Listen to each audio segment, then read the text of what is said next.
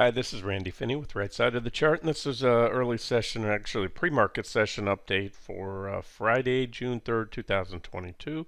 I just got a post out to you. I want to talk a little bit about the markets, what I think may happen, but also how to react, whether that does or doesn't happen. So that's the post I got out this morning was showing this bearish rising wedge in the NASDAQ 100 future. So I want to just expand on my thoughts as to why, it's a pretty good down this morning, about 1.4% as I do the video right now in the pre-market session.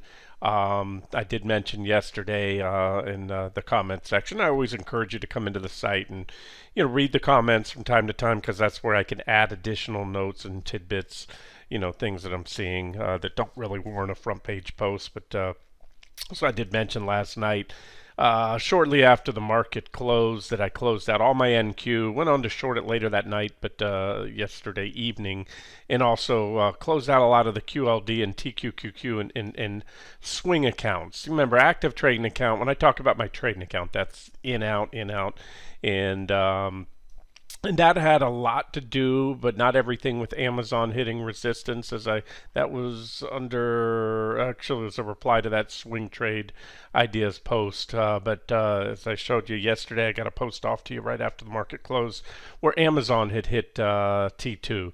So what I'm going to show you right now is where I think we're going, how to trade it, and how to react. So if I'm wrong, we take out these levels.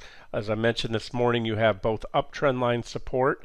That's why I thought it was a good time to re-enter and get long again back in the active trading account. You have uptrend line support and price support. Remember, this was a level here quite a while ago. T2 zone right there.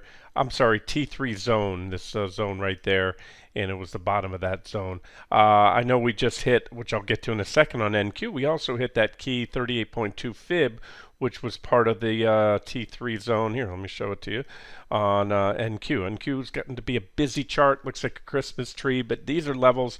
Again, this level here, T3 zone, was laid out all the way back here. That's where I pivoted short to long, got even longer, for lack of a better word, or more long, for using proper English, after the whipsaw right there, the recovery.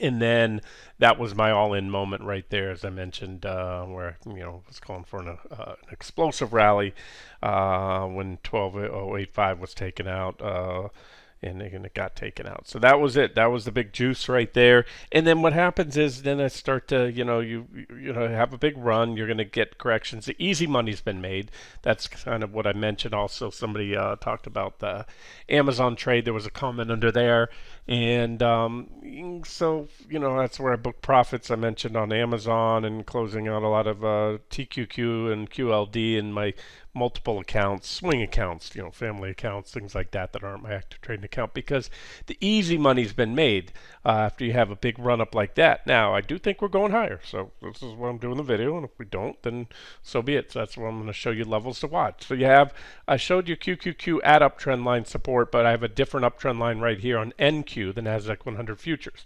And so this is what prompted me to exit longs last night in the active trading account, and then turn around and short it, because we hit that almost to the button, that 38.2% Fibonacci retracement level right there. That was it, right smack in the middle of this third target zone, which again was laid out way back here.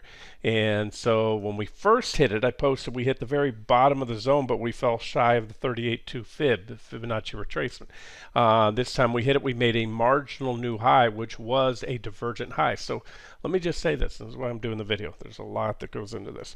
That could be it. There is a bearish rising wedge in the NASDAQ 100 futures. If you take these yellow lines, you have a higher high, i.e. negative, and with negative divergence. On a shorter term time frame, we just put in a divergent low right there. And that was where I did the video yesterday, saying, calling for a, another pop up, and telling you it was an objective, long entry. But at this point in time, you can see here, we can go down a little bit, but you got some really good support here. We already hit my minimum pullback target zone several times. So as I said, what I think is going to happen, I think we'll work our way up. This divergence on the NQ, NASDAQ 100 futures, will probably extend. And again, let's look back at QQQ. So remember, they have similar but not identical charts because on the NASDAQ 100 futures, you're seeing these are the Globex session trades. It means around the clock, and you don't have that on QQQ. So on QQQ, yes, you have negative divergence, which might normally get me, keep me short and want to holding out for a breakdown below the wedge. But again, my fourth and final target, this is still a potential target. But like I said, I think the easy money's been made. So here's what I think happens. We're getting one more marginal thrust higher, then go on to break the wedge, come in, maybe even have a little bit deeper correction, come back here, backfill that gap, or come back to that 305.41. That'd be my minimum target, and then maybe grind our way up here. So, I remain intermediate term bullish for now, but near term, well, you want to get particular, zero in on my words. I'm very near term, and then this could flip on a dime if we break these support levels. That's again where I buy right here. You're at support, trendline support. I think what happened, the futures got knocked down. Employment numbers came in pretty hot right now this morning. And so what this was, what you saw in the pre-market session, and I was watching it, that's, we were already drifting down from last night. And this also had part, this is, I just jumped over to a 1 minute chart. This played into, a short trade, pullback trade on NQ. But, what happened is the numbers hit. We went down even more after already being down, and that is because that's the initial knee-jerk reaction. Is everyone, traders' responses are, oh, well, now the Fed's gonna. It gives them more reason to be more aggressive and to raise rates.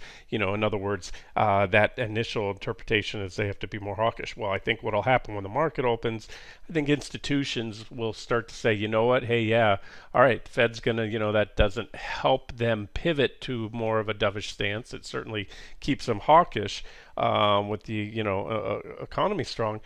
But on the flip side, you look at it the other way. Hey, the economy is still strong. We added a lot of jobs on the numbers today, last month.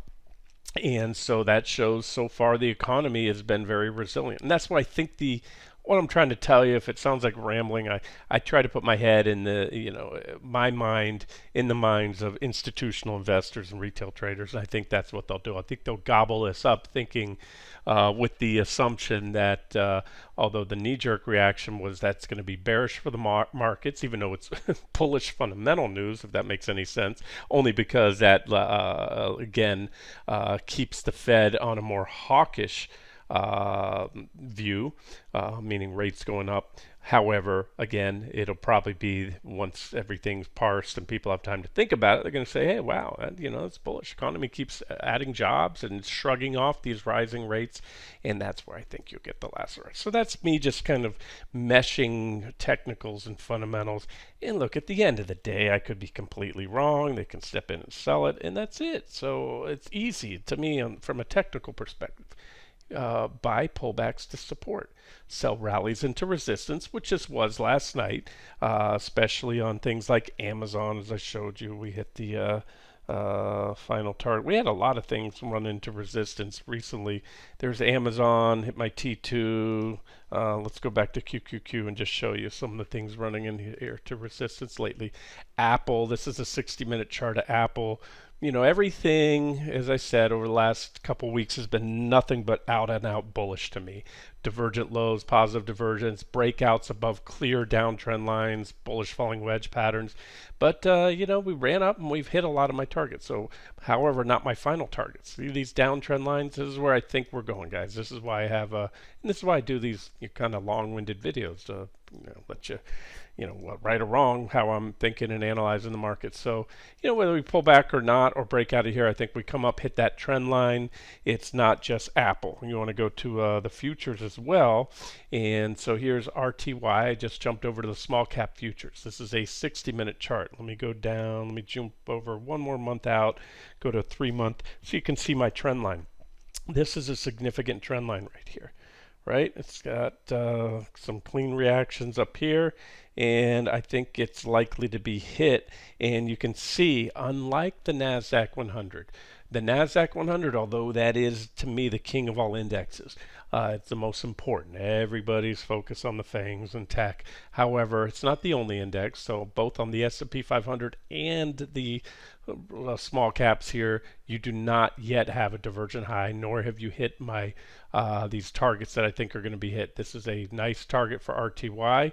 We came very close. Maybe that was close enough to do the trick. That's possible, but I think we get one more thrust up, come in, hit that 1920-ish level, put in the negative divergence also in the small caps, and then voila, then have a nice tradable pullback, which will be good to short for with swing or active traders. Come on back here. What does that measure out to? Just ballpark. It'll be about almost a 5% drop if that scenario plays out. So call it microanalysis, call it what you want, and absolutely call it wrong if it doesn't happen. So what happens is, if you're long, if you happen to add some longs this morning when I sent that post, or you're based on your own analysis, or you've been long, you stayed long, then no problem. Just don't get married to it. This is any pullbacks, whether we have another thrust up now or not, this is good support. And I would view that as a buying opportunity if, let's say, we pull back there. And so maybe we do hit my trend line, but we pull back first. That's certainly possible. So, and trade it accordingly. Anything much more than that, and then you can have a down trend line right here. That's going to be bad if that breaks. So, I still maintain we're most likely in a bear market rally. I just think there's a little more upside before it runs its course. And let me show you ES, the S&P 500 E-mini futures. Would be going to dig up these charts. I've got a bunch of them down here. Bear with me. ES, there we go. So you can see on ES, the S&P 500 E-mini futures, 60-minute chart as well. We're zoomed into a 1 month period. So we've got potential, but not yet. We don't have divergence yet because we haven't made an equal or higher high.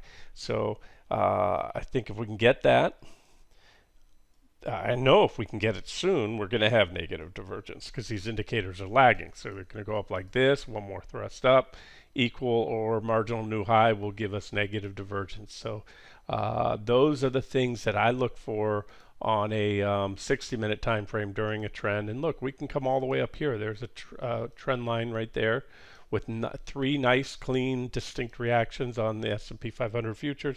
And there's also a big level potential target, which I think will hit about 4,300 there. So that would be the divergent high, right? That would be really nice. This would be two things for me: a golden opportunity to exit any last remaining longs that I might have at that point if we get there, as well as get pretty aggressively short for a swing down if we get there. Again, that's if. And, this is pretty precise microanalysis. So may or may not play out. Take it for what it's worth. Take it with a big grain of salt. But you're talking, I'm trying to measure it out for you here. Let me extend this line. That would be about 3.5 if I did that right. Let's extend the line. Yep.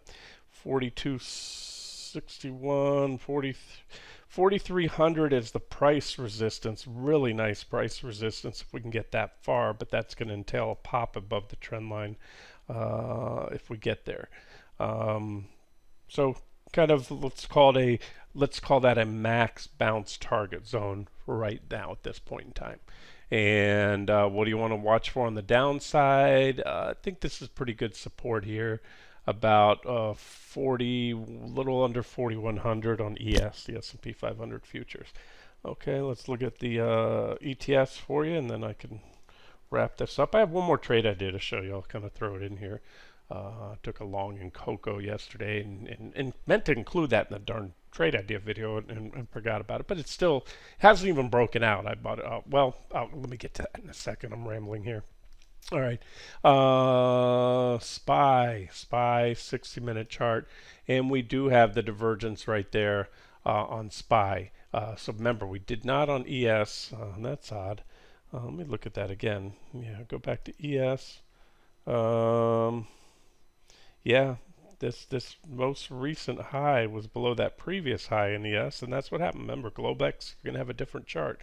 So we do have it on SPY, not on ES. Bearish rising wedge right there, negative divergence, clean up trend line, and we're right on the line right now. So if it breaks, well, it's going to be a breakdown, maybe a back test. This is good support right here.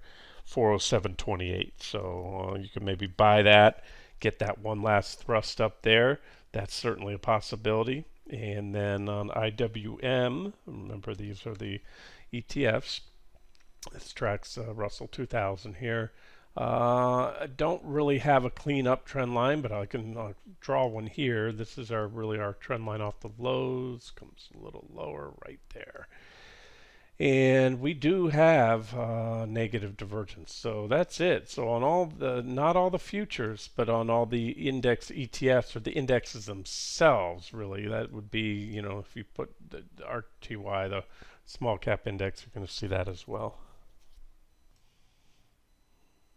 Okay, so bottom line, these divergences can play out. You don't have to have them on the futures as well as the index ETFs. In fact, you have on the majority. If you got them on all the index ETFs, they could play out. But opening bell is about to ring, so here we'll watch this. My expectation is they'll gobble up its dip at the open, because that's when the starters step onto the field, as I like to say. The big boys, the institutions, institutional traders, hedge funds, mutual funds, pension plans. And so here we go. This is it. We're down 1.7%. Opening bell, and right there it is. And let's see what happens with QQQ. It turned off the pre-market session trades. We're on a 1-minute chart. And let's see if they buy it or they sell it. Because remember, now we look at this 60-minute chart. I had the pre-market trades on, so I always have to tweak these lines right here. So there's our wedge pattern right there. And this is still the scenario I'm calling for right here. Pop up, come up, hit my T4, and get out of dodge, and maybe reverse and go for a breakdown of the wedge. And then at some point re-enter longs for, it depends on what I see, for a potential swing up to T5 there. All right, let's go back, see what they're doing to the futures, or to the market, to the QQQ. Still our first 1-minute candle, so I'll pause it here for a second. Okay, I can't sit here all day. This is the second candle of the day, 1-minute candles, and that pause allowed me to grab some more NQs. And that's it. So really, I won't give them much room, because again, we're at support, but a support I think will hold. So my views, and again, pivot. Don't be flexible. Don't be married to any one thing. But you've got good support here. So at most, I'll allow a little bit of a violation of that trend line. But I think if we take out that 305-ish level right there, we're going to go down. Remember, this was my max pullback target from the other day, and that was my minimum pullback target. We hit the minimum pullback target, and that's where we got that last leg up. And so I think one more. All right, we'll see. Oh, Cocoa. I promised you one more trade idea. Cocoa is symbol CC if you trade the futures. What do I have to do here? I'll click that. Okay. CC. All right, so here's what I see or saw yesterday on CC. And again, my apologies. I sometimes put everything down on a scratch pad and then I'll glance over and miss one thing. But look, it hasn't even broken out here yet either. So this is a 6-month chart with hourly candles. And so what I've noticed here was this little small bullish falling wedge and a nice divergent low. Love my divergent lows. You guys know that. And then it popped this level. This was resistance. And so I missed the breakout. I just caught it yesterday, but I caught it right here on this pullback. There was a big old gap right there. And then it back tested again. And so here it is. It hasn't broken out. That was one objective entry. The breakout, if I would have saw it here, would have been the first objective entry. Got it there, and I will add to it because I only have a starter position. If it pops this level, then it should run. And at this point in time, it has the potential for more of a swing trade. I'll show you why. If you recall, if you've been on the site for a while, we have slayed Cocoa every single time in the last few years. It's come down to this level right here. I've had this trend line, and I pointed out, and I believe every instance since starting back here or so, or somewhere, yeah, it was back there, pullbacks to this trend line. as objective long entries. This is NIB, the cocoa ETN. And we were able to swing. The trend has been bullish. Remember, we're in a bull market in commodities.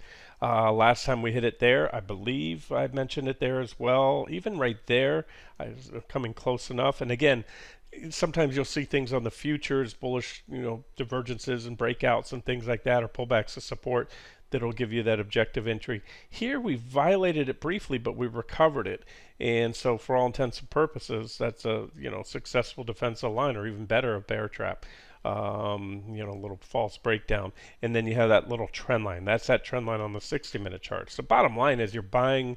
We're in a uptrend in cocoa. And you buy these pullbacks, and the moves they range from the initial pops here are 20%. That one was close, and that was about a 40% run. So they average about 20% or so, and that would take us up here. And there's also this downtrend line that's been forming here. It gives us kind of a triangle pattern. So I think we maybe can work our way up to the top of there. So I'm looking at this as more of a swing trade, maybe even a trend trade, and ultimately if cocoa can break out, that's going to be quite bullish. So NIB is your ETN, and then CC are your futures. I was going to wrap the video up, but I don't know if you heard it. I got a price alert just a few seconds ago, and that was on this one, NC, one of the coal stocks I covered the other day, breaking down from a bearish rising wedge pattern right there. So there's a sell signal on NC.